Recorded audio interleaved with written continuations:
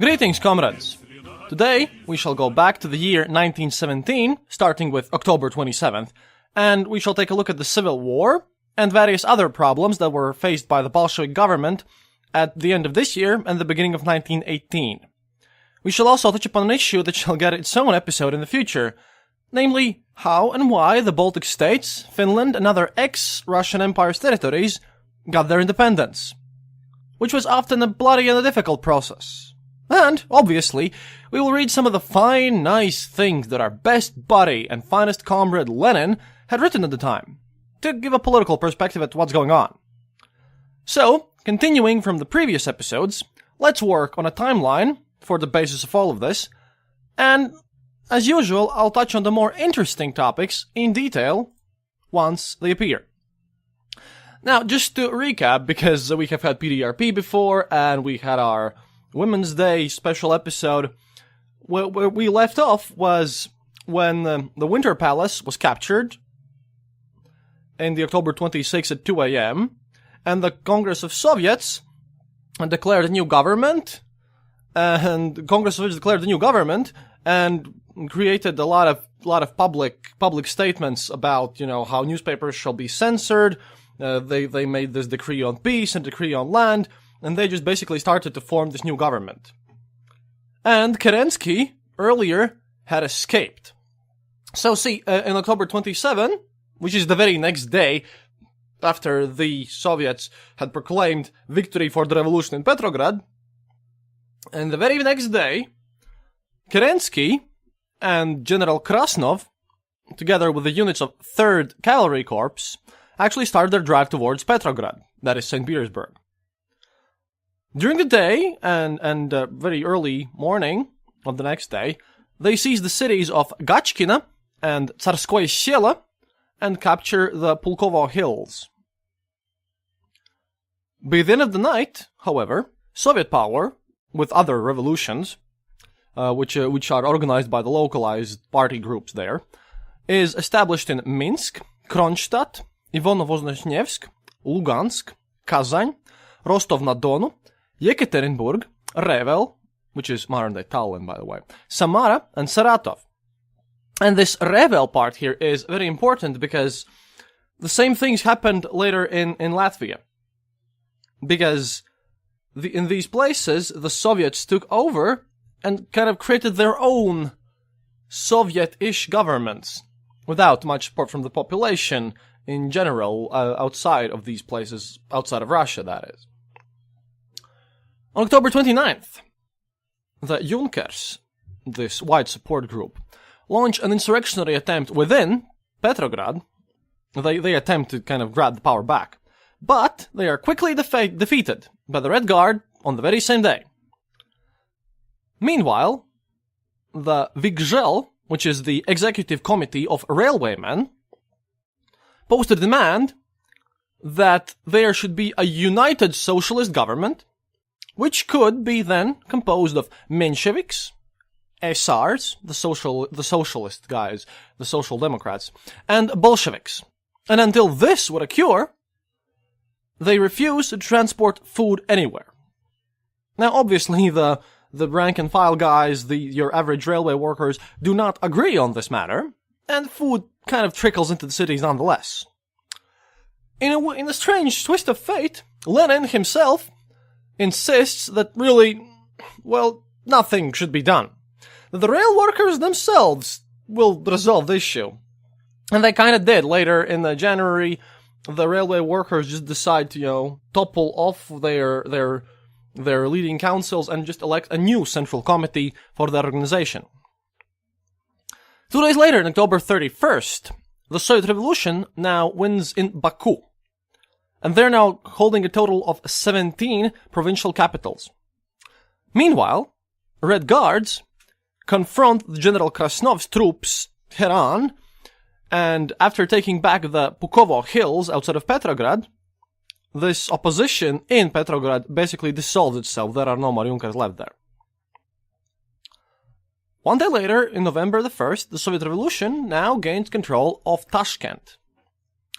In the north, again, there are battles between the Red Guards and these white cavalry armies. and General Krasnov is now taken prisoner, but Kerensky, our nice sly guy, he manages to escape once again. What happens next, and the very next day, however, is a bit surprising, as the Soviet government proclaims the Declaration of Rights of the Peoples of Russia, which I shall read you now in full. The October Revolution of the workmen and peasants began under the common banner of emancipation. The peasants are being emancipated from the power of the landowners, for there is no longer the landowner's property right in the land. It has been abolished. The soldiers and sailors are being emancipated from the power of autocratic generals, for generals will henceforth be elective and subject to recall. The working men are being emancipated from the whims and arbitrary will of the capitalists, for henceforth there will be established the control of the workers over mills and factories. Everything living and capable of life is being emancipated from the hateful shackles. Which is a very weird sentence, if you ask me. There remain only the peoples of Russia who have suffered and are suffering oppression and arbitrariness, and whose emancipation must immediately be begun, whose liberation must be effected resolutely and definitely. During the period of Tsarism, the peoples of Russia were systematically incited against one another. The results of such a policy are known. Massacres and pogroms on the one hand, slavery of peoples on the other. There can and there must be no return to this disgraceful policy of instigation. Henceforth, the policy of a voluntary and honest union of the peoples of Russia must be substituted. In the period of imperialism, after the February Revolution, when the power was transferred to the hands of cadet bourgeoisie, the naked policy of instigation gave way to one of cowardly distrust of the peoples of Russia, to a policy of fault-finding and provocation, of, air quote, he uses air quotes here in this statement, of freedom and equality of peoples. The results of such a policy are known. The growth of national enmity, the impairment of a mutual trust. An end must be put to this unworthy policy of falsehood and distrust, of fault-finding and provocation. Henceforth it must be replaced by an open and honest policy which leads to complete mutual trust of the people of Russia. Only as the result of such a trust can there be formed an honest and lasting union of the peoples of Russia. Only as the result of such a union can the workmen and peasants of the peoples of Russia be cemented into one revolutionary force able to resist all attempts on the part of the imperialistic annexationist bourgeoisie. Starting with these assumptions, the First Congress of Soviets in June this year proclaimed the right of the peoples of Russia to free self-determination. The Second Congress of Soviets in October of this year reaffirmed this inalienable right of the peoples of Russia more decisively and definitely. The united will of these congresses, the councils of the People's Commissars resolved to base their activity upon the question of the nationalities of Russia as expressed in the following principles. Number 1. The equality and sovereignty of the peoples of Russia. 2. The right of the peoples of Russia to free self-determination, even to the point of separation and the formation of an independent state. 3. The abolition of any and all national and national religious privileges and disabilities.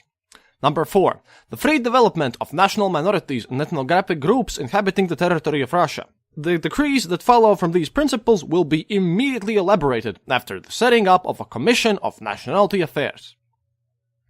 In the name of the Russian Republic, and here interesting things happen, Chairman of the Council of People's Commissars, Vladimir Ulyanov, in quotes, Lenin, and you know him and he makes a nice entry. People's Commissar on Nationality Affairs, Joseph Jugashvili, Stalin. Now, don't you find this extremely intriguing? See, this decree deserves a little bit of explaining, because obviously, peoples all over the Russian Empire started thinking about, hey, so that means we can start leaving now. So at least at least in Latvia, they started. This is where our idea about, hey, we can just leave. We can use this confusion to create our own country. This is where the beginning of all of this begins, and this will happen. This will happen soon enough. Year 1918 is when Latvia, Lithuania, Estonia, Finland, many others declare their independence. And then the battles begin. Because this decree does not actually mean that these people will then have their independent bourgeoisie government as they want. Oh, no. As later will be explained by Stalin, what this decree meant is that, hey, we have a lot of civil war in our hands, so, these people over there we're gonna help them, but indirectly, just to look pretty and peaceful and nice, to set up their own socialist governments, which can then be, join up with us in the socialist Russia. It's gonna be fine. I'm gonna look awesome. We'll be legitimate and everything. And this also happens because I mentioned Revel previously. Because you see, the local socialists, which were here, obviously, because Russian Empire was huge, at least here in Latvia. In Latvia, we had Peter Stučka, who formed his own separatist socialist state around Daugavpils in the Latgale region, and started Red Terror there against the local bourgeoisie. But again, all these freedom fights shall get their own episode. But in short, local socialists create their own small cells and try to take over these places. Then there will be also civil wars in all these countries, sorta civil, sorta less civil. They can be described as civil. Well, in the Baltics, we often fought both the Red Guards and remnants of the German army. But like I said, I shall get to this in due time. While, for example, in Poland, just fought Tukhachevsky with his army later on.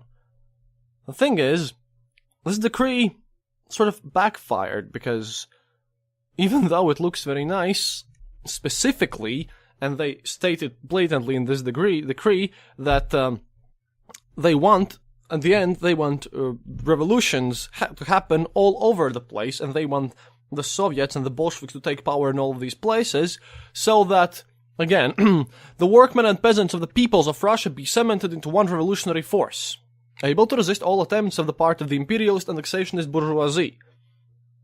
Now, what actually happened in the Baltic states and in Poland was that, the bourgeoisie, which was they called imperialist annexationist, namely the more nationalistically, capitalistically minded peoples, kind of decided to want their own independence. This decree was obviously translated by these people as they chose fit. But it's interesting that it appears at this time because a lot of my sources state that, this was most likely an attempt to just, free their hands a bit, give some more autonomy to the local cells and kind of calm people down. But it was never really about the rights of people to create their own independent democracies. It was always about the rights of people to create more socialist states in the places where they were living. From the old Russian imperial territories. More socialist states, more funding. Once they could get to this funding, that is. So, on the same day with this declaration, and everything about with this to the peoples, Declaration of the Rights of the Peoples of Russia, the very same day, General Frunze leads the Red Guards of Petrograd, additionally together with the sailors of the Black Fleet, and some Red Guard detachments from Ivanovno-Vorozhensk to reinforce the Moscow workers in the revolution. And Moscow being a huge and important city at the time, it's very important that they succeed, and they do, and this breaks the back of the counter-revolutionary forces there. And the next day, November the 3rd, the Kremlin in Moscow is now secured, which then ends the battle for Moscow. At the same time, there's some strife and conflict in the Bolshevik party, where there turns out there's a minority which refuses to cooperate in the new government. Lenin then issues an ultimatum: either split and create a new party, or adhere to democratic centralism.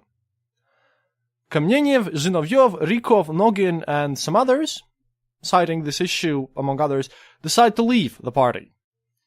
Then Sverdlov is elected chairman of the All-Russian Central Executive Committee to replace Kamenev.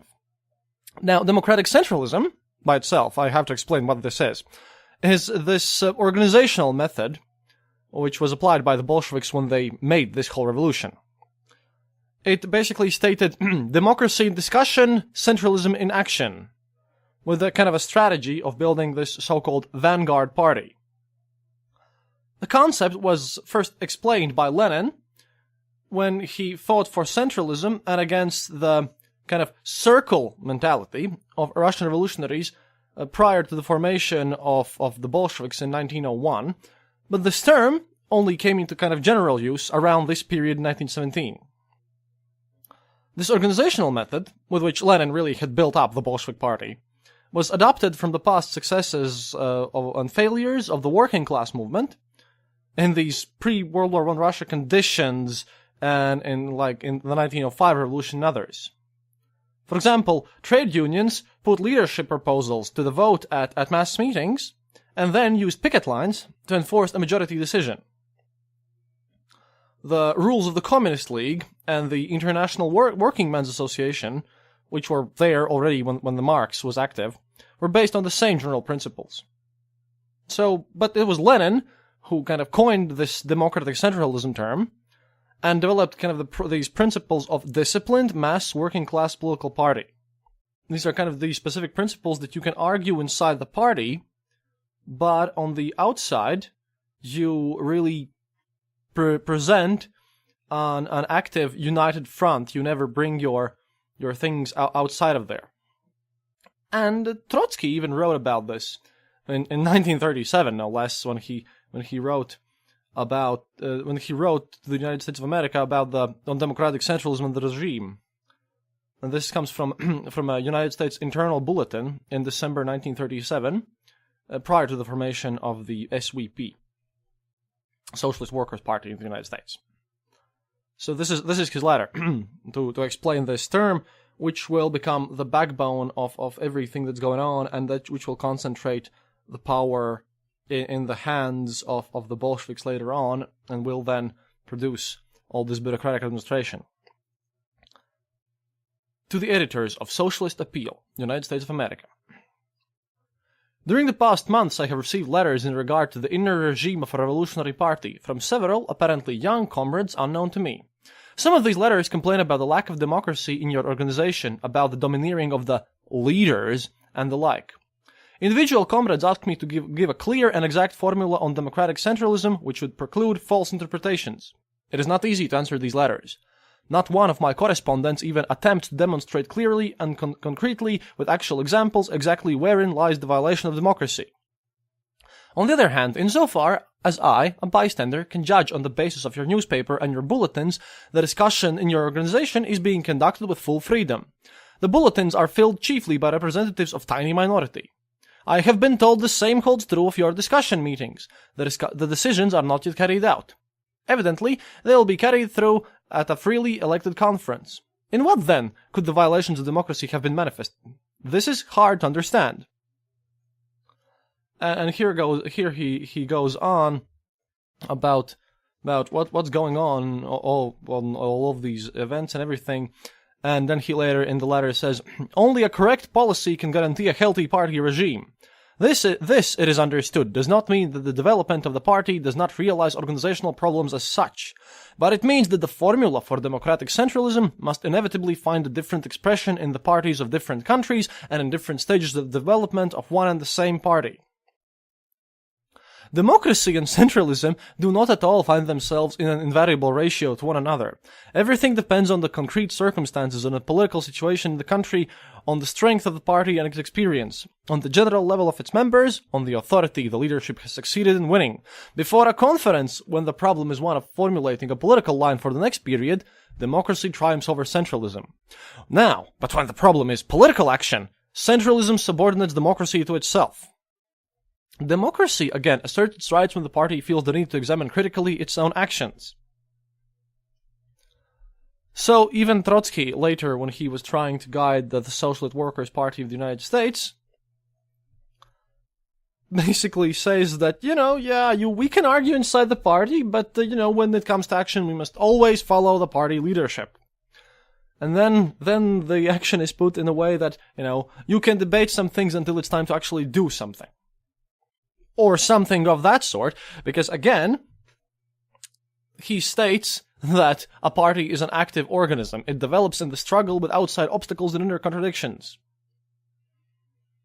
Because when you look up what this democratic centralism even means, and it's hard to do, which I try to do for this episode, you understand that communists, even head communists of the revolution, such as Trotsky, do not really know a proper definition. It's like, yeah, we debate some things and then we do what the leaders said anyways. And this will come in hand when we discuss the Treaty of Brest-Litovsk, which will begin soon enough.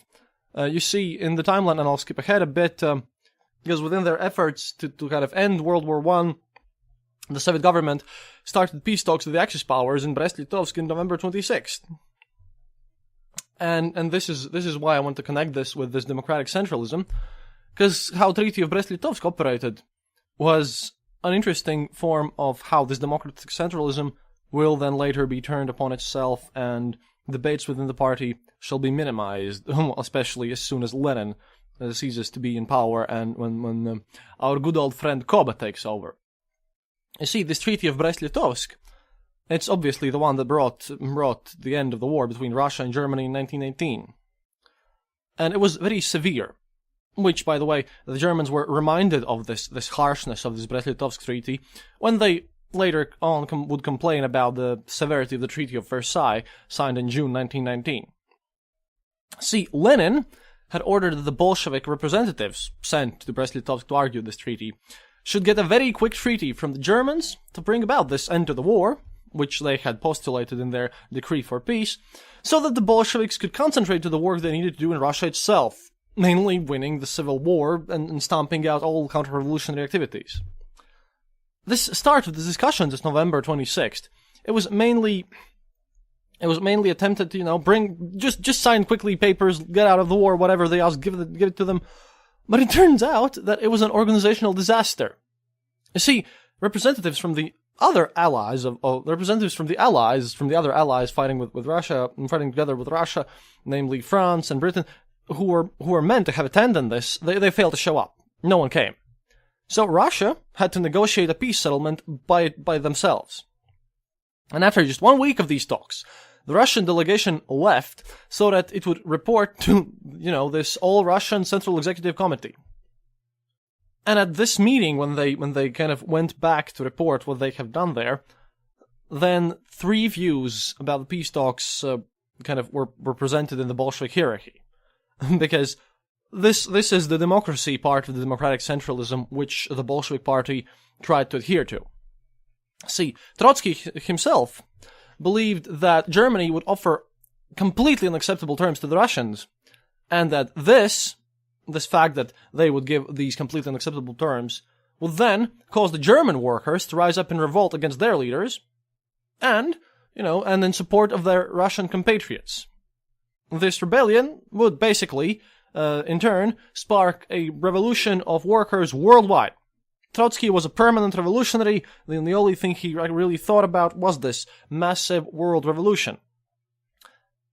Now, why did he believe this? Obviously comes from Marxism and this dialectical inevitability, which was presented in these views and their firm beliefs on the very basis of this communist ideology.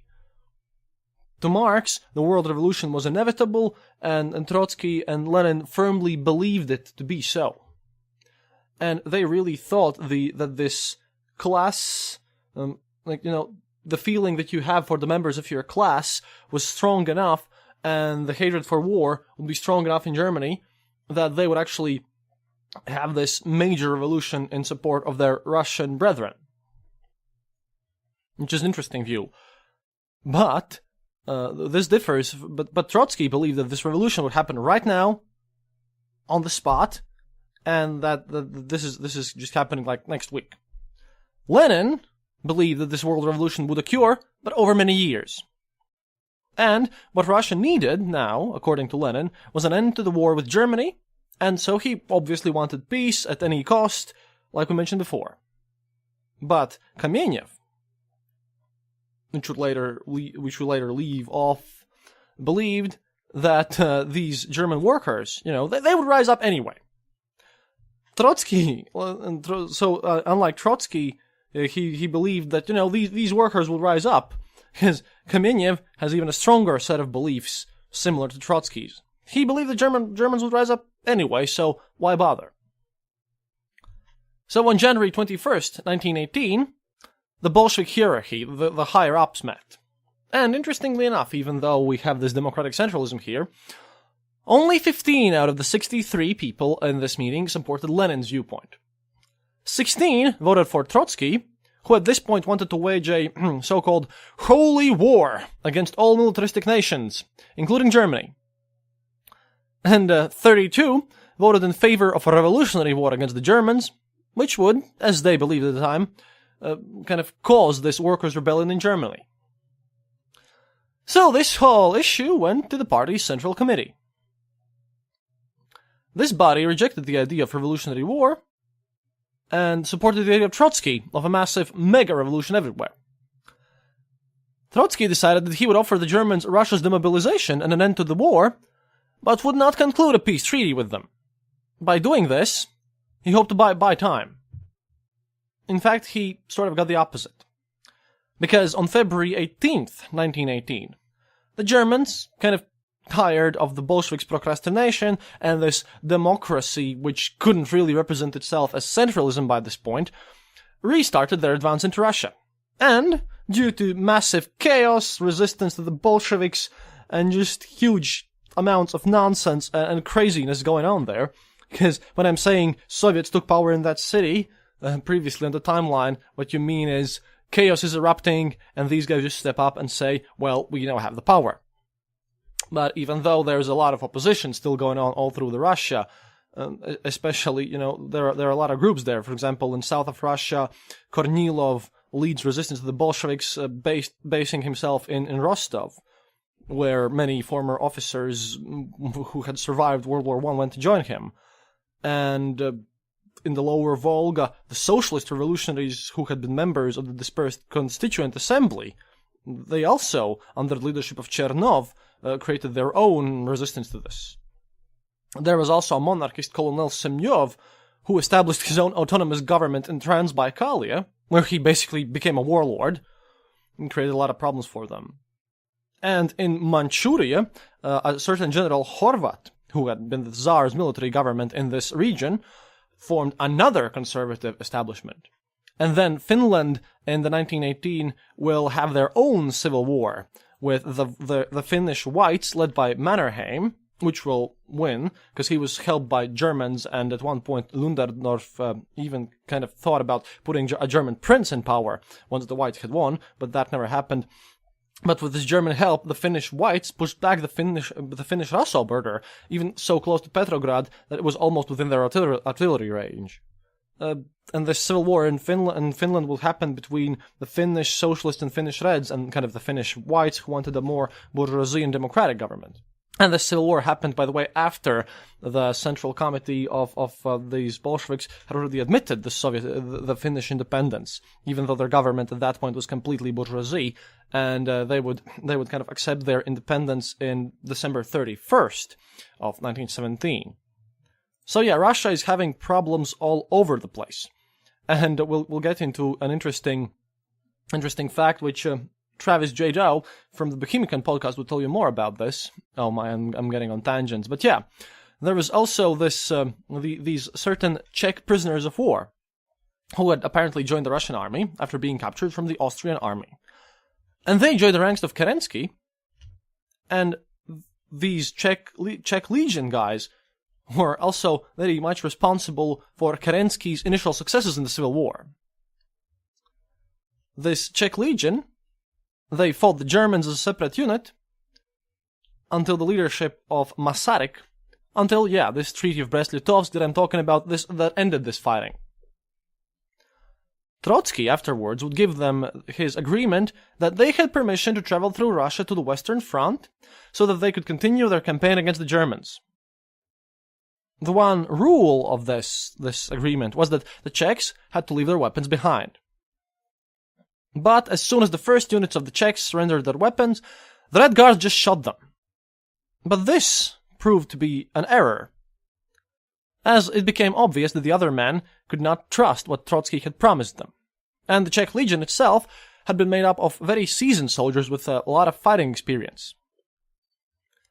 So, they captured the strategic city of Simbirsk, and between May 1918 and August 1918, they captured so much territory that they controlled the Trans-Siberian Railway from Simbirsk to Vladivostok. The Czechs will later prove a serious problem to Trotsky and the communists, as the communist military commander in the Civil War was Trotsky, and he proved that the Czechs were really a thorn in his side.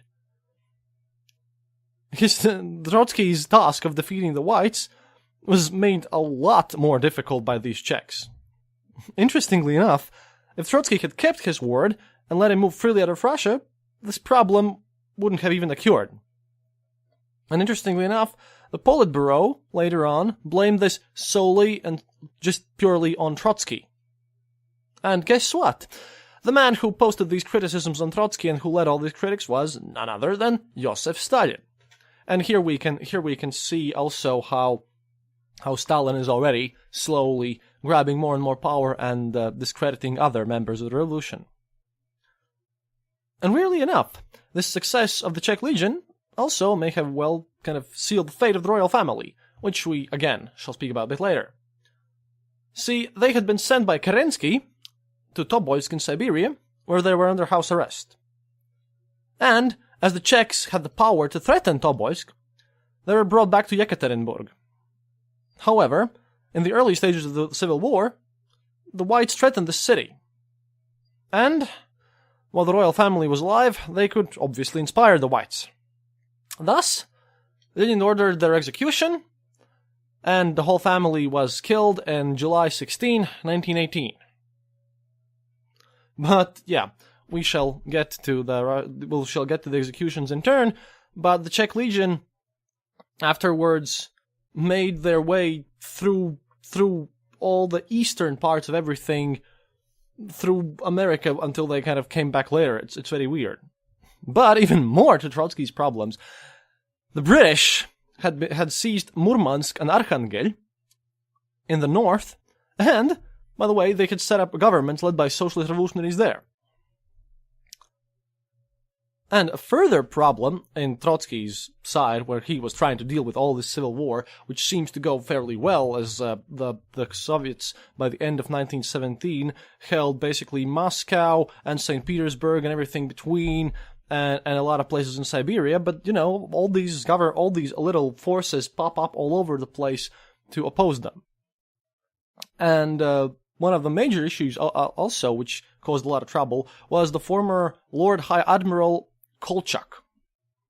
He had established relations with the Allies in an attempt to establish a United Eastern Front.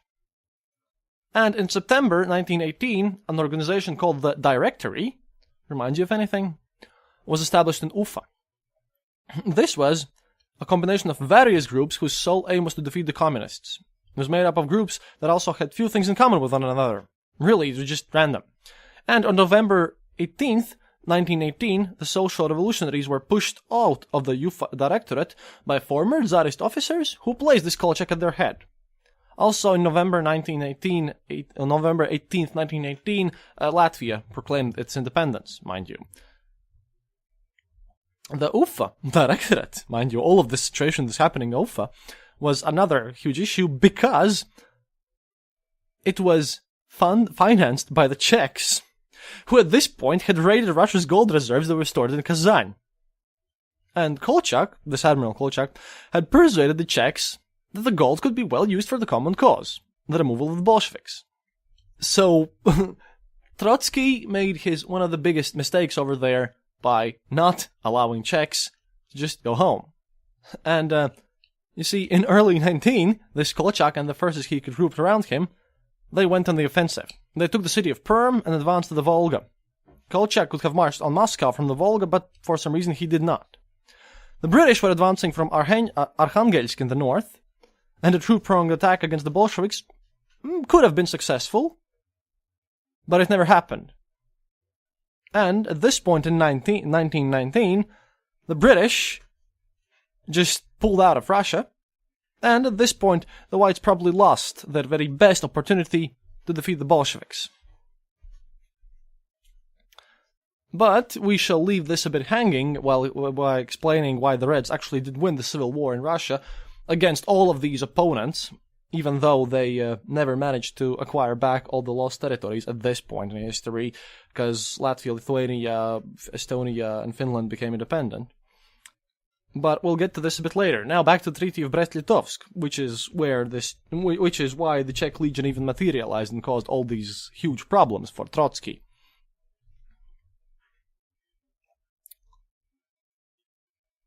You see, the Germans on the February 18th, 1918, start to advance, and they advance 100 miles in just 4 days. Everyone else is just freaking out by this moment, but Lenin just reconfirms that Lenin is right and the treaty is needed extremely fast. Trotsky, by this point, has dropped the idea of the workers of Germany coming to the aid of Russia, because, holy hell, these guys are advancing in our nation. Lenin, using his superpowers of convincing everyone to just follow him blindly, has managed to sell his idea of peace at whatever cost to a small majority in the party's hierarchy. But really, not a huge one, but just a tiny one. And there are still a lot of people, there are many people who are still opposed to peace at any price with the Germans. But Lenin, whatever we think about him, was a smart man, and he read the situation better than anyone else could at the time. See, the Bolsheviks had relied on the support of the average Russian soldier in 1917, and Lenin, as we saw in this call for peace decree, had promised them an end to the war. And now, he knew that the party had to deliver this peace, or face the consequences, and the consequences would probably be losing to the Whites at this point. So on March 3rd, 1918, the Treaty of Brest-Litovsk was signed. Under the treaty, Russia lost Riga, the capital of my country, Lithuania, old province of Livonia, Estonia, and some of White Russia. And these areas had a lot of economic importance, as they were some of the most fertile farming areas in Western Russia. Germany was allowed by the terms of the treaty to exploit these lands to support her military effort in the West. Now, obviously, all the people living in Latvia, Livonia, Estonia, and all these places, we did not really agree with this. And yeah, at this point, Germans would try to, at least in Latvia, create their own sort of duchy of our country with Andrievs Niedra in the government. And the story of the next episode will be how our nationalistically minded soldiers beat off both the government, the socialist, revolutionary, communist-backed government of Peter Stučka, and these German forces. And then a man called Bermont Avalov, which was another crazy Russian white guy trying to set up his own little country here, and how he got our independence together with the rest of the Baltic states. Because this is going to be interesting, because obviously the people living here weren't promised anything by this treaty, and we had to do it on our own. But Lenin and everyone else in the Russian communistic society and all this party hierarchy, they thought, it was terribly harsh, but they could work with this. See, Lenin argued that even though this treaty was extremely tough, it freed the Bolsheviks to deal with the problems in Russia itself. And by this point, only those on extreme left of the party disagreed, and they still believed that the workers of Germany would rise up in support of them. But by March 1918, this clearly was not the case, and then Russia could devote all its time in fighting this civil war, while we, over here on the other side, devoted all our might and all the situation and all the good things that could happen with us and all our forces into, let's see now, breaking our own weird socialist government which had been formed here around Daugavpils with its supporters conducting the Red Terror, Germans conducting White Terror, and then Bermont Avalov. But yeah, that's on the next episode. Now I want to talk a bit more about the political intricacies here.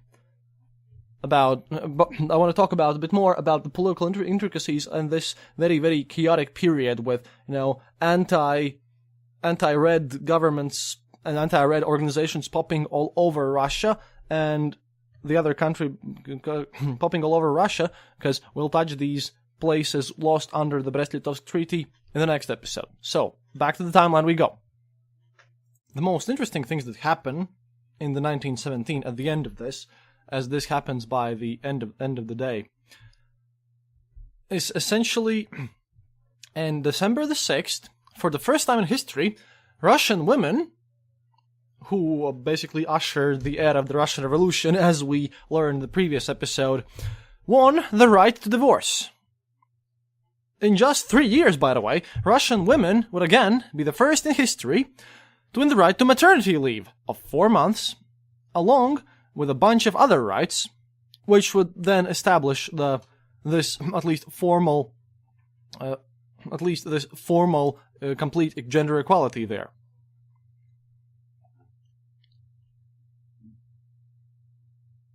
Weirdly enough, in these months, since this Declaration of Rights of the People in Russia, in these 2 months, honestly, decades happened. Because, for example, weirdly enough, on November the 5th, 1917, and remember this, Treaty of Brest-Litovsk is not yet signed, the war has not ended, and everything is just going crazy, and everything is just starting in the Russia with this civil war and this revolution.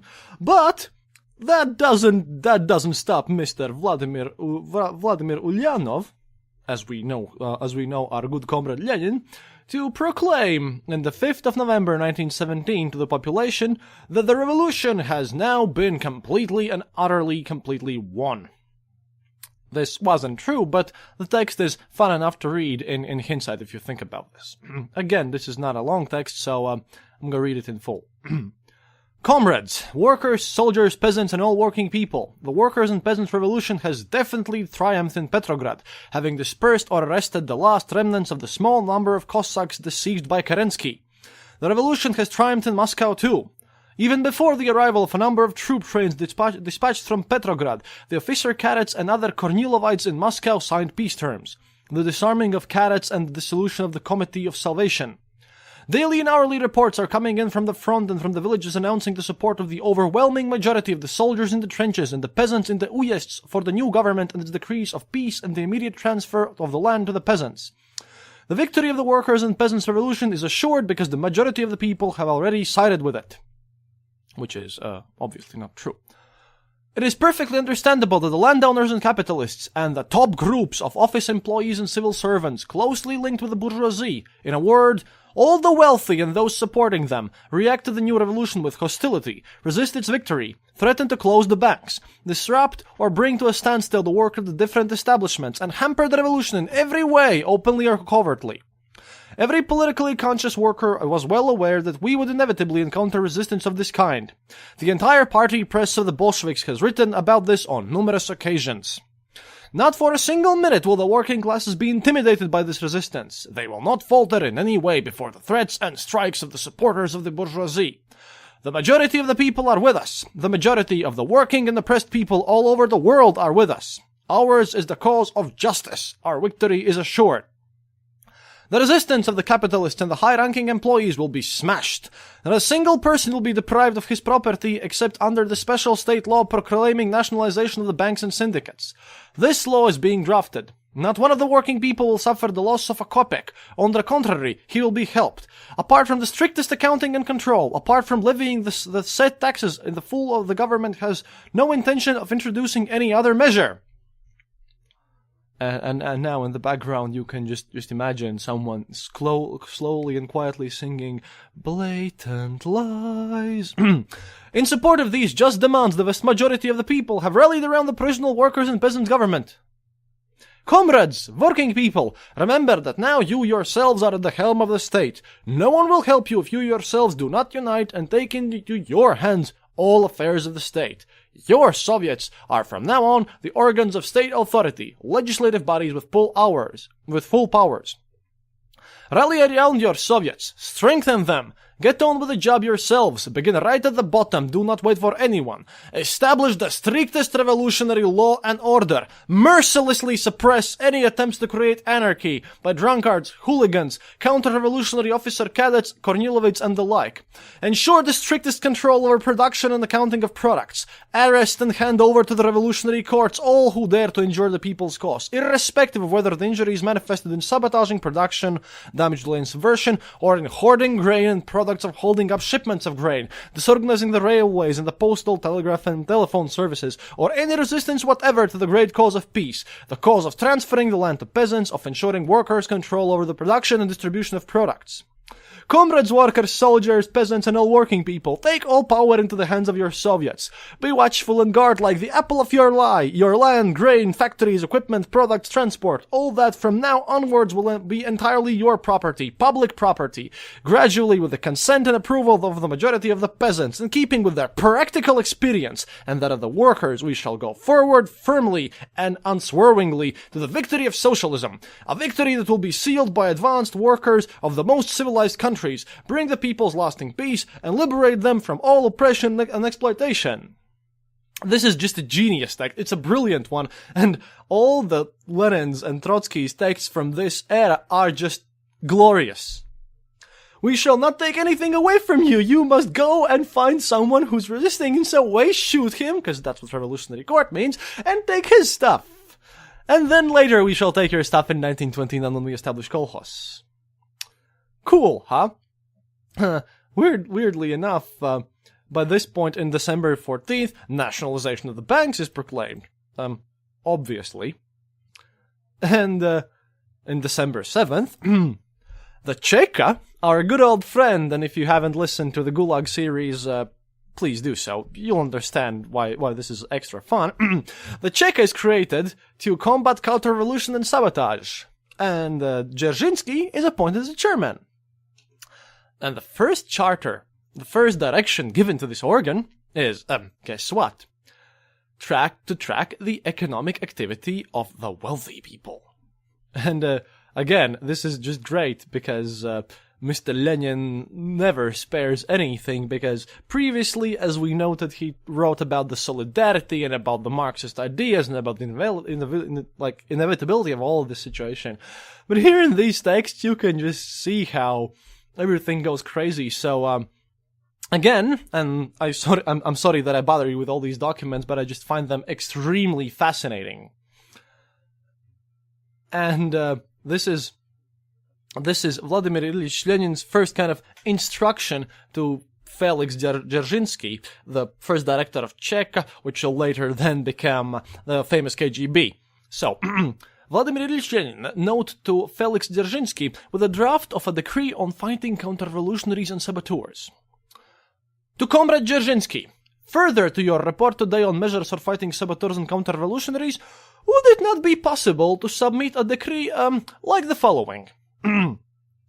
The bourgeoisie, the landowners, and all the rich classes are making desperate efforts to undermine the revolution, the aim of which is to safeguard the interests of the workers, the working and exploited masses. The bourgeoisie are prepared to commit the most heinous crimes. They are bribing the outcast and degraded elements of society, and plying them with drink to use them in riots. The supporters of the bourgeoisie, particularly among the higher clerical staff, bank officials, and so on, are sabotaging their work and are organizing strikes to thwart the government's measures for the realization of socialist reforms. Which, mind you, is exactly what happened after the 1917 revolution done by the socialists themselves. So yeah, try to combat anyone who is doing right now to us exactly the same thing which we did previously to the democratically, kind of to the more democratic assembly of 1917 February. So, and so on, talking about this, they have even gone so far to sabotage fuel distribution, thereby menacing millions of people with famine. And here he's obviously referring to the railway workers. But, again, and this is interesting, the real reason why Lenin really didn't combat the railway workers is that, if you shoot all the railway workers, which is a very specialized task there, as railways are few and far between and are new to Russia, you will lose anyone who's basically able to provide food to these people. Because without railway workers, nothing will go on. So, these railway workers mark a special kind of trend which will go on in the Soviet Union. If you cannot be really replaced, if your knowledge is unique, then you're somehow protected from the Soviet authorities and the nice people coming over to your place. But further on, urgent measures are necessary to fight the counter-revolutionaries and saboteurs. In virtue of this, the Council of People Commissars decrees. Number 1. Persons belonging to the wealthy classes. that is, with incomes of 500 rubles or more per month, and owners of urban real estate, stocks and shares, or money amounting to over 1,000 rubles, and also all employees of banks, joint stock companies, state and public institutions shall within 3 days present to their house committees, they had house committees back then, remember that, written statements in 3 copies over their own signatures and indicating their address, income, place of employment, and their occupation. Number 2. The house committees shall countersign these statements, retain 1 copy, and send 1 copy to the municipality and other to the People's Commissariat of Internal Affairs. Number 3.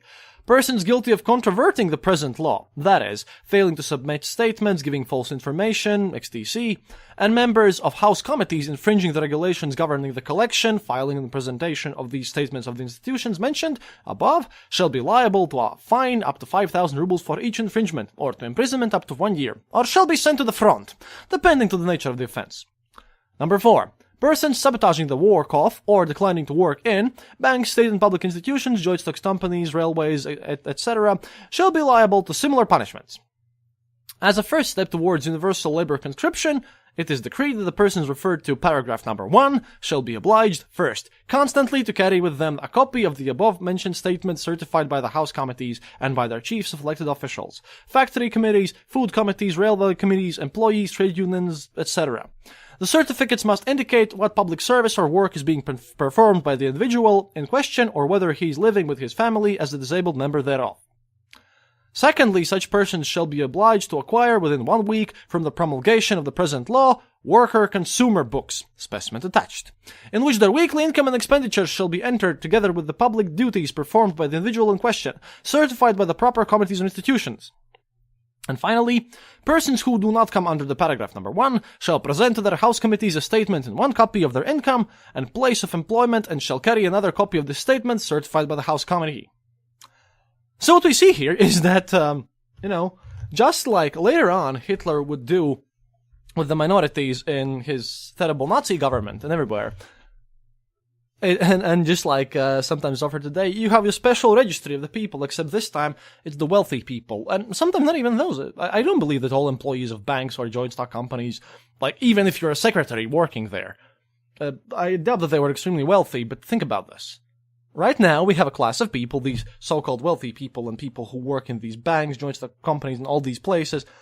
They now have to carry with them a paper stating that you please do not kill me, I am needed for the state for this reason, and I make this much money. And yeah.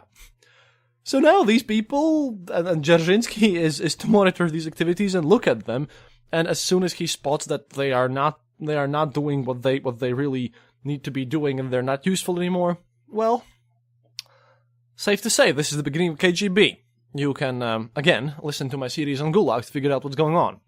You can see why often portraying Lenin as some sort of a nice guy is a bad idea, because he orders the peasant Soviets to just shoot people. He says that these certain groups of people who own certain properties or certain wealth, or who work in these certain services, they have to carry papers with them at all times.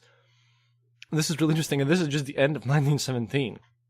And yes, we did get the Treaty of Brest-Litovsk and the beginnings of what are the fighting sides of the Civil War, which is going to happen in 1918. But yeah, this is how it goes on. Now, one thing that I want to talk about still today is Ukraine. Because even though in the next episode I shall cover all the Baltic states and Finland, Ukraine in this situation deserves a special mention. So, we've gotten over to some basic aspects, but Ukraine deserves a special mention here as it's really a tragic story ahead of us. You see, Ukraine is important because of actually what's happening today and the Russian claims that it was always a part of Russia and all these things. But this is much more complicated than this. You see, Ukraine has a special, very specific situation, interesting things going on there during this period that we're talking about. And right now that period is, basically 1917, 1918, because You see, in the end of 1917, weird things happened. For example, in December the 3rd, the Central Party Committee recognized the right of Ukraine to secede unconditionally without reservations, but Ukrainian Rada, however, refuses to allow Ukrainian Soviets to meet and hold a Congress. And the CPC informs the Rada that it either allow democracy or consider itself in a war with Russia. But later, in December 25th, the first All-Ukraine Congress of Soviets, which happened because the Rada had to agree with this, declares Ukraine a Soviet Socialist Republic, which was still, though, independent from Russia, and disavows the Rada. The Ukrainian Soviets, along with Russian Red Guards, would then later successfully defeat the Rada on January 26th, 1918, and so Ukraine would become a Soviet Socialist Republic under basically control of the Russian communists and wouldn't enjoy the independence that the Baltic states and Finland did enjoy in these times, but the story is much more different. You see, during the outbreak of the World War I, and when the hostilities between Russia and Austria-Hungary began, this whole war, had immediate, very serious repercussions for the Ukrainian subjects of both powers.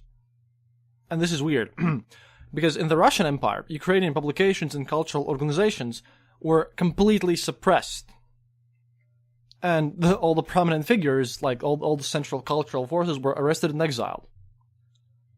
And as Russian forces advanced into Galicia in September, the retreating Austrians executed thousands for suspected pro-Russian sympathies. After occupying Galicia, Tsarist authorities started to take steps towards its total incorporation in the Russian Empire. Because Ukraine used to be an autonomous region, because Ukrainians are a separate nation, really, they're not Russians. The Tsarists then had prohibited the Ukrainian language, closed down institutions, and had prepared to liquidate the Greek Catholic Church there. The Russification campaign was cut short by the Austrian reconquest in spring 1915. Western Ukraine, however, continued to be a theater of these military operations there, and suffered greatly from this war. Now, closer to our timeline, when the revolution in February 1917 brought into power the provisional government, which then introduced freedom of speech and assembly and lifted a lot of Tsarist restrictions on minorities, national life in Ukraine became, again, very active there, because it saw a revival of Ukrainian press and the formation of a lot of cultural and professional associations and political parties. In March 1917, on the initiative of these new organizations, the Central Rada, and Rada means council here, was formed in Kiev as a Ukrainian representative body, because by this point, Ukraine was always an autonomous district until these actions by the Tsarist army, and they decided that, hey, what about Ukrainians? Ukrainians should be the head guys in this land instead of, Tsarist Empire, which is collapsing anyways. So, in the April of the same year, the more broadly convened All Ukrainian National Congress declared this Central Rada to be the highest national authority in Ukraine, and they elected the historian Mikhailo Hrushevsky as its chief. The stated goal of this Central Rada was territorial autonomy for the Ukraine and the transformation of Russia into a democratic federative republic. And even though this provisional government, which will be then later overthrown by Bolsheviks, as you know, recognized Ukraine's right to autonomy, and the Central Rada as a legitimate representative body, there obviously were disputes about its territorial jurisdiction and what should it do politically. Locally, especially in the now Russified cities done by the Tsar of eastern Ukraine, and you might by now understand why this is important, because eastern Ukraine, where the separatists are now, these places were intentionally Russified by a lot of terrible actions of the Tsar. The Rada also had to compete with the, again, increasingly radical Soviets of workers and soldiers' deputies, whose support in the major population of other places was quite limited. And if you think about it right now, this is how it is. That part had been intentionally Sovietized and always had support for these workers and soldiers' deputies. Again, I have an episode of this, but I just thought this important because of this episode. Now, after the Bolshevik coup, which we spoke about last episode and carry on doing this now, Ukrainian-Russian relations deteriorated completely and rapidly. The Central Rada refused to accept the new regime's authority over Ukraine, and on November 20, on the 1917, proclaimed the creation of Ukrainian National Republic. Even though still in federation with the new democratic Russia, that was sort of expected to emerge from this constituent assembly, which never happened, obviously. So Bolsheviks took over, and in turn, Ukrainian Bolsheviks, supported by the Russian central authorities, obviously, at the first All-Ukrainian Congress of Soviets, held in Kharkov in December. And again, if you remember from the timeline which you just mentioned, it was held only because the Russians threatened Ukraine with open war if it wouldn't happen. They declared Ukraine to be a Soviet republic in December and formed this rival government. In January 1918, these Bolsheviks launched an offensive in the left bank and advanced on to Kiev. The Central Rada, which was already engaged in peace negotiations with Central Powers, separately from the Russians, because they didn't consider them to be even a part of this anymore, also from whom it has hoped for some military assistance, they proclaimed their total independence of Ukraine on January 22nd. And now, this is interesting, because, like I said, this comes from the timeline, and I started with the timeline again, and moved on to this, because some documents state that in November 20th, the Ukrainian Rada declares itself an independent nation. But my other source, and this comes from the nice Marxist timeline that I'm using and from my Russian sources, like, the timeline in Russian says that this happens in November the 20th. Meanwhile, the online encyclopedia Britannica says that total independence was being proclaimed in January 22nd. So Ukrainian National Republic isn't total independence. It's all very, very strange.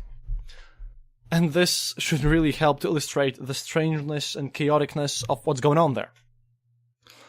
On the same day, by the way, on January 22nd, this Ukrainian Rada passes a law establishing a national autonomy for the Ukraine's Jewish, Russian, and Polish minorities. Almost immediately, however, the government has to evacuate to the right bank as the Soviet troops occupy Kiev. On February 9th, the Ukrainian Central Powers signed the Treaty of Brest-Litovsk.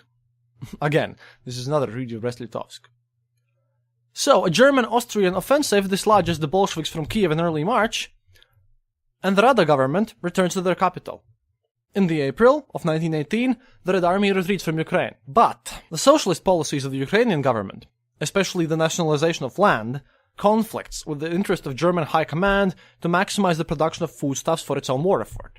Again, remember the Treaty of Brest-Litovsk states that they can use these territories to basically, they can use these territories and resources from these territories to strengthen their war effort.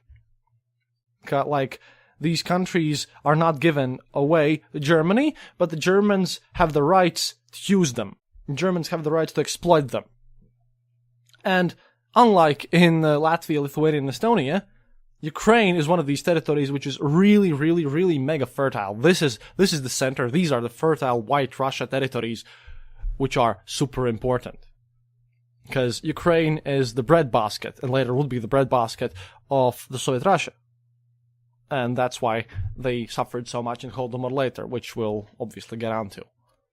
So, on April 29th, 1918, after its defeat on January, on the April 29th, 1918, the Rada government was then overthrown in the German-supported coup by General Pavlo Skoropadsky, who happened to be a collateral descendant of an 18th century Cossack hetman. He assumed the title Hetman of Ukraine, which, by the way, he intended to become like hereditary and sort of monarchy to be established here. He stopped and cancelled all laws passed by the Rada, and established a conservative regime that relied on support of landowners and the largely Russian urban middle class. The new government had faced immense political opposition amongst Ukrainian nationalists, socialists, and the peasantry.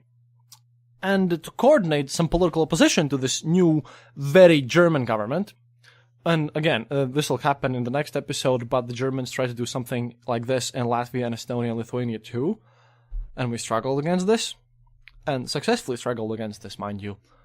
And to coordinate this opposition to this, the Ukrainian National Union is formed there by the main parties and the organizations running around there. While the peasants manifested their hostility through basically rebellions and partisan warfare against this one. And the capitulation of Germany and Austria in November basically removed the main support from this Skoropadsky's regime, and the Ukrainian National Union formed the Directory of the Ukrainian National Republic to prepare for his overthrow of this regime. In a bid for the support of the Allied powers, Skoropadsky announced his intention to join in federation with a future non-Bolshevik Russia, triggering an uprising.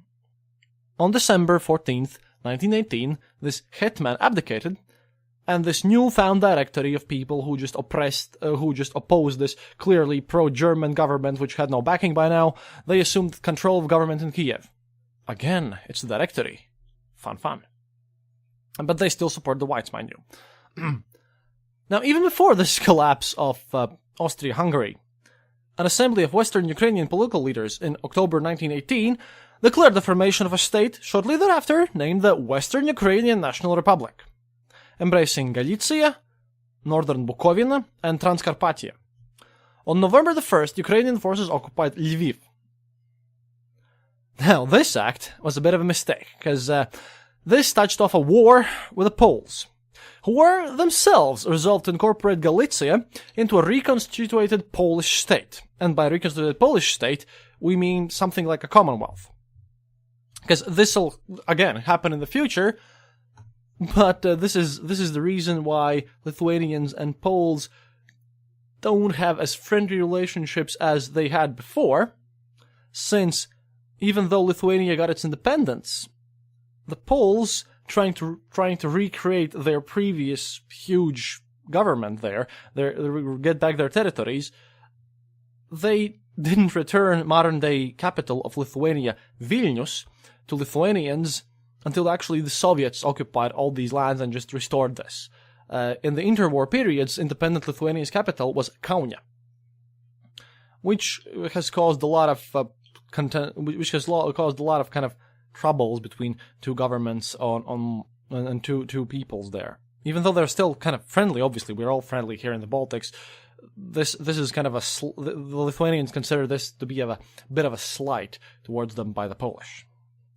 But yeah, the Poles took Lviv in November 21st, but most of Galicia remained under Ukrainian control, and this government, headed now by Yevhen Petrushevich, transferred its seat to Stanislav, which is now called Ivano-Frankivsk.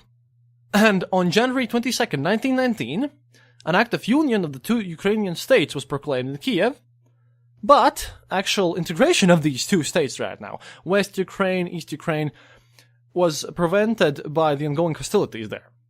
And by late July, the Poles were in full control of Galicia.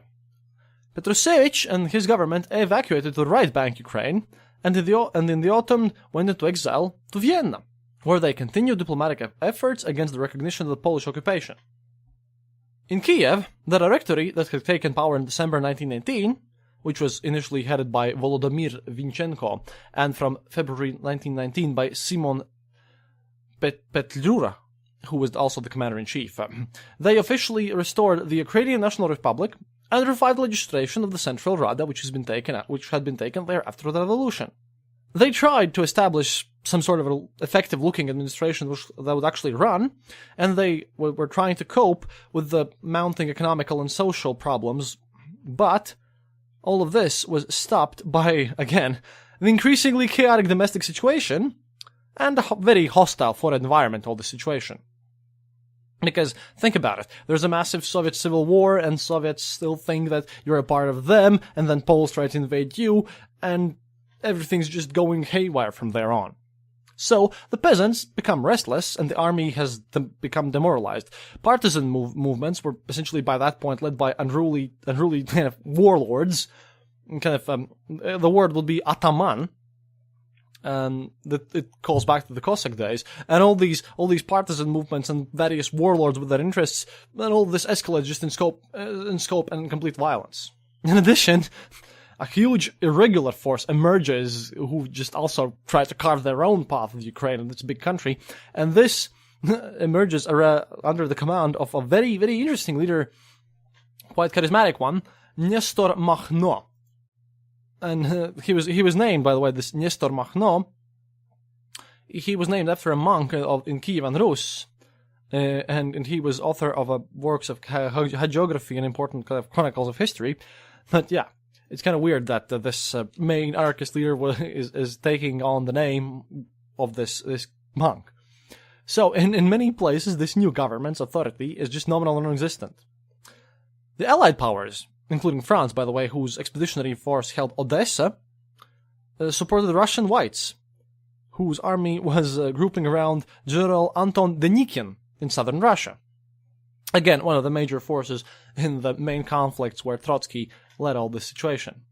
But, yeah, like I said, as this authority, as government authority breaks down in Ukraine, and there is no central authority by this point, it's just that it exists only on paper and nothing goes on really as intended, random violence increases.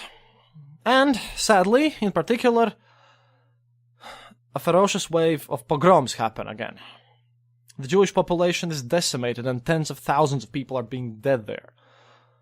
The majority of the pogroms occurred in 1919, and they were perpetrated by virtually all the groups fighting in the territory of Ukraine trying to get the powers in their own hands, irregular or regular, including the Directory troops, the Atamani, the White Forces, and the Red Army, of course, as well as, obviously, civilians from peasant and landowning classes. You see, during the war and during complete chaos, of course, everyone, again, always blames the Jews. So why not? Stating, especially knowing the White Forces and the Atamari and the Directory basically did this because of more nationalistic reasons. The Red Army did this because of the new Dzerzhinsky's orders and the way how they hated wealthy people, and in Ukraine, Jews were mostly in the wealthy class, being traders and the like. So yeah, Jews are not spared here. Massive pogroms happen. But when as long as this happens, there's still a new offensive, and why Red Army comes into this. You see, the Bolsheviks had already launched a new offensive in eastern Ukraine in December 1918. In February 1919, they again seized Kiev. The Directory again moves to the right bank, and continues this struggle thing.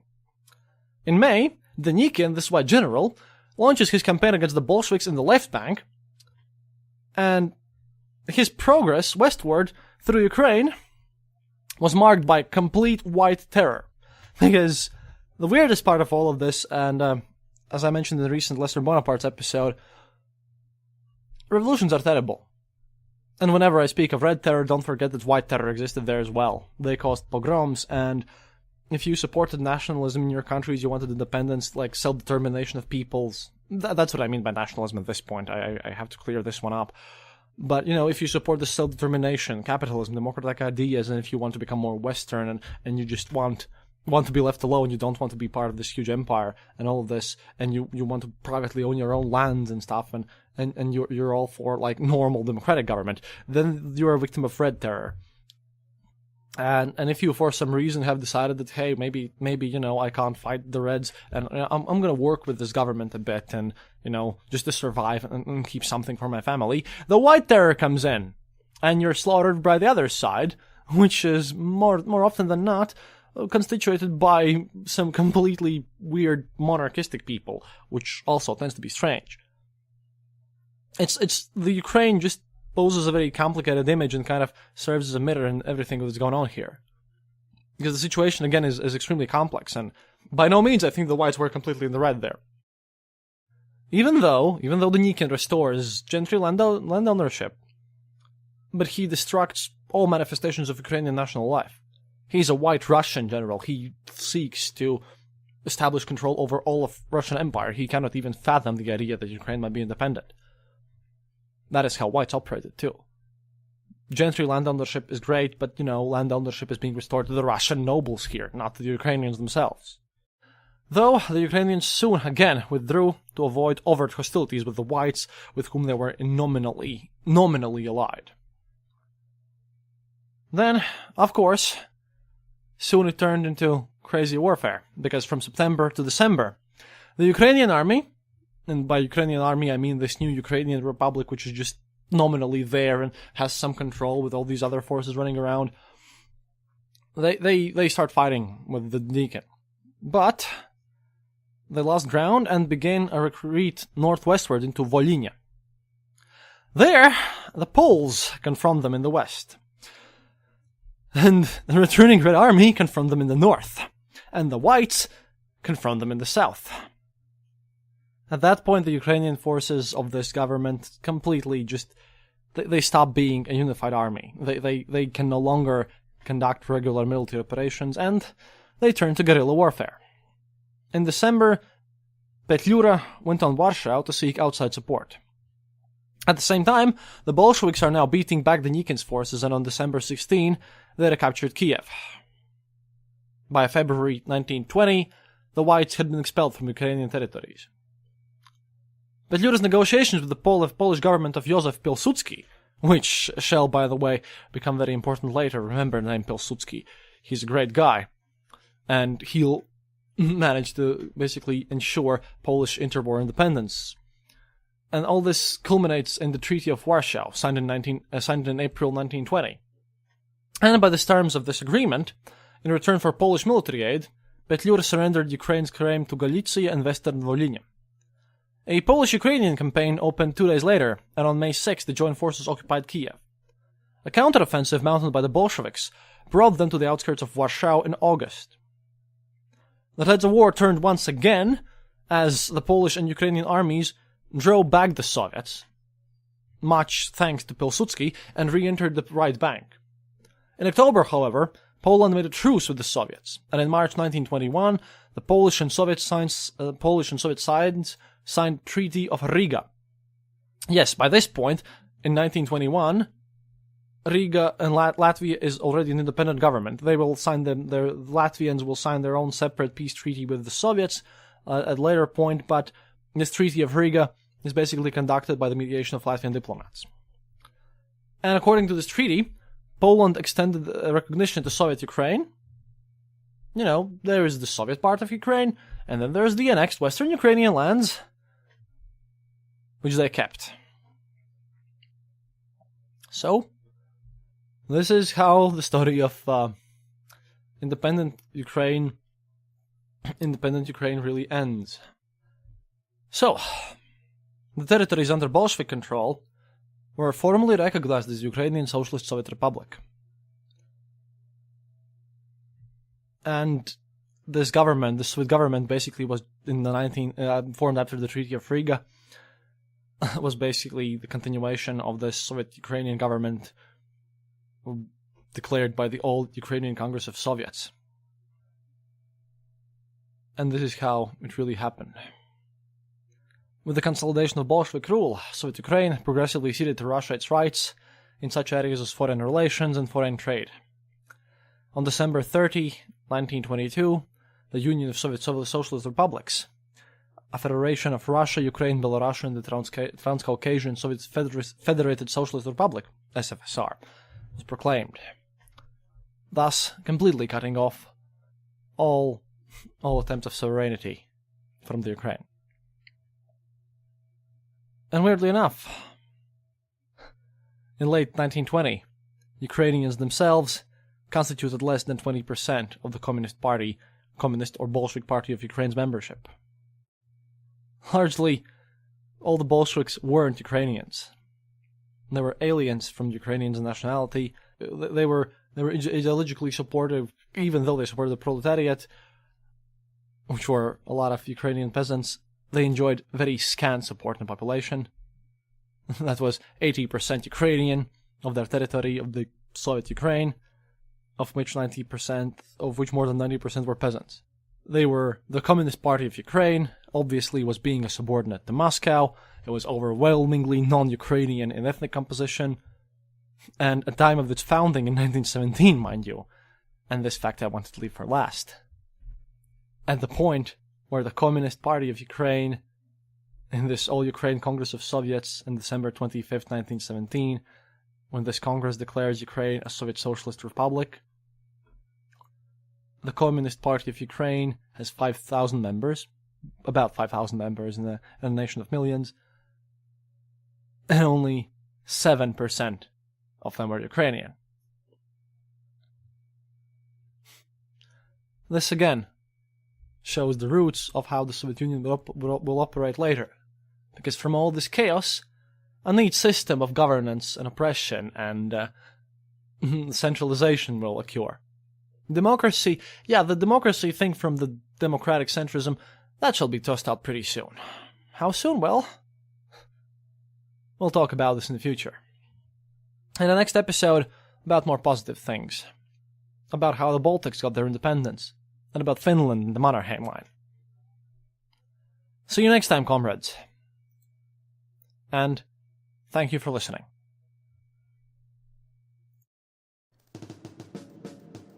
Thank you for listening to The Eastern Border. If you have any comments or specific details you'd like to know, you're welcome to leave it in the comment section on our site, theeasternborder.lv, and we'll rummage even to the western border to find you an answer. Like this podcast, subscribe to us on iTunes, Stitcher, or on our RSS feed. Happiness is mandatory. Good reviews and donations feed the farmers of our kolkhozs in the great motherland. The Eastern Border salutes you.